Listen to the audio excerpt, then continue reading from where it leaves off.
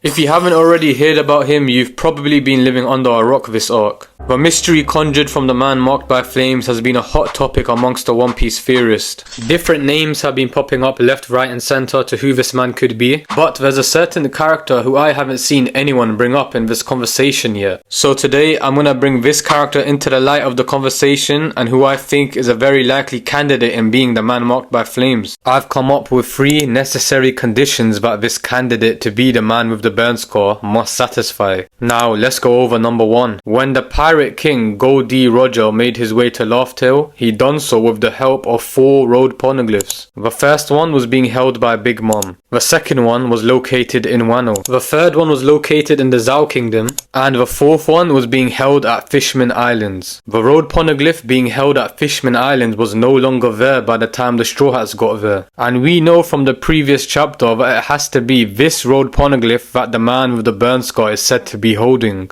And therefore, this is my first condition, that the man with the burn scar must have a connection to Fisherman Islands. But now let's go over condition number 2. The man with the burn scar needs to have a specific type of connection with the people of Fishman Island. Now what do I mean by this? He needs to be someone who is affiliated with Fishman Islands, in particular King Neptune. He needs to be on very friendly terms with the Fishman people. Now why is this? Because the poneglyph that the man with the burn scar took from Fishman Islands was not done so by force. Instead, it was a mutual agreement made between him and King Neptune. This is because King Neptune failed to bring up the fact that the road poneglyph was previously held by the Fishman people. Back in chapter 649, King Neptune tells Robin that he trusts her and that he'll tell her everything he knows. But he clearly didn't. If the road poneglyph was stolen from Fishman Islands, then this was the right time for Neptune to bring it up, but he didn't. Which could indicate that King Neptune made an agreement with the man with the burn scar to not reveal this information to anyone, which includes his identity. And now for condition number 3, which is the most obvious one. He must have a burn scar and he must be able to create whirlpools. Now let me reveal who I think it could be. This person knows the true history of the world and all of the secrets of the Void Century. He was a former Roger pirate and he's also a fisherman. A fisherman that most likely has abilities that allow him to create whirlpools. And he's a fisherman that most likely has a burn scar which he received from the Celestial Dragons. Ladies and gentlemen, or Onis or Minks, whatever you are, the man with the burn scar is the former Roger pirate Sunbell. Now be quiet and let me explain. Now we don't know anything about Sunbell's personality or his ambitions, but we do know one thing. He must have been quite the interesting character for Roger to want to recruit him. Now from most of the fishermen that we've seen in the story, such as Fisher Tiger and Jinbei, we've seen that they're very patriotic and they care a lot about Fishman Islands. And I think it would be wise to assume that Sunbell is also on the same boat. He cares a lot about his people. Now let's keep all of this in mind and let's try to piece together the chain of events that eventually led to Sunbell becoming the man of the burn scar. After Sunbell found out the truth of the world, including the role that Fisherman Islands played in the Void Century,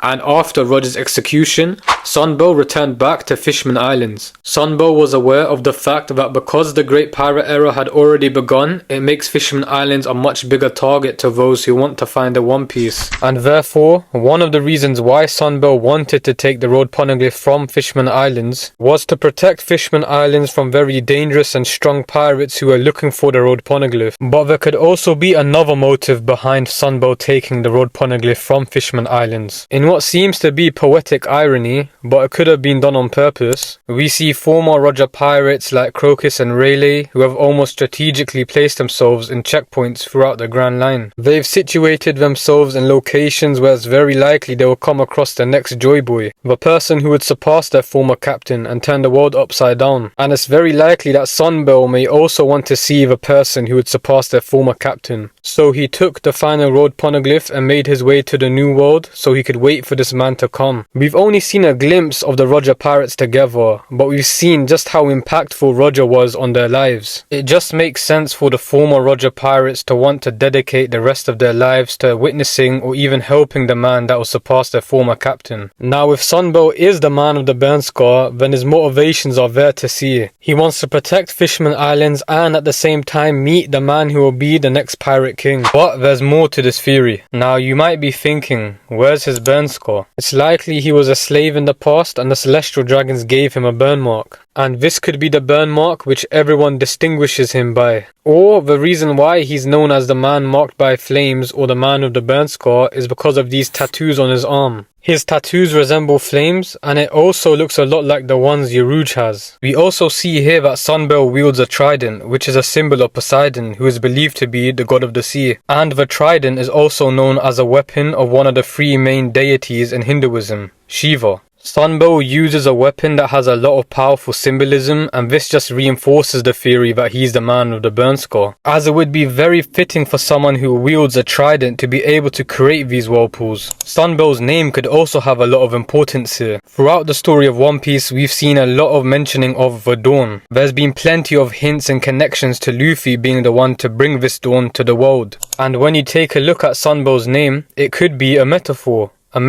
for the dawn, when the sun rises and its rays ring out over the land, signaling the start of a new day. This imagery could suggest that there may be a meeting between Sunbell and Luffy in the future, and this potential meeting is further reinforced when you look at the English variation of Sunbell's name, Sambell. Sambell can be interpreted as a name for a musical instrument such as a drum or any other sort of percussion instrument. And this interpretation could also form a connection to Luffy because, as Zanisha said himself, he could hear the drums of liberation coming from Luffy's heartbeat. You can't deny that there are some connections between Sunbell and Luffy, and him being the man with the burn scar is looking more likely. But do I think Sunbell is acting alone in his quest to protect the final road poneglyph from the wrong hands? No, I don't. I believe that Sunbell is working alongside his former crewmates. Going to the new world alone and protecting something as valuable as a road poneglyph is a very tall order. And as I was saying before, Roger made a big impact on the lives of everyone on his crew. So it would make sense for the rest of the former Roger pirates to want to dedicate themselves to this. I expect Scopper Garban to be leading them as he was the number 3 of the crew in terms of authority. But personally, I don't think this means he's a man of the burn scar. Honestly, I think Sunbell makes a lot more sense. And if Sunbell is revealed to be the man of the burn scar, it would definitely throw a few people off, since he's not actually the one in charge. Now let me know what you guys honestly think about this. I know a majority of people are saying that as Dragon, but think about this carefully. Not only would it be weird if Dragon was known by another epithet, but do you think that Dragon was able to persuade King Neptune to give him the road poneglyph at that time? For me, it just seems much more likely for King Neptune to give the road poneglyph to one of his own, a fishman.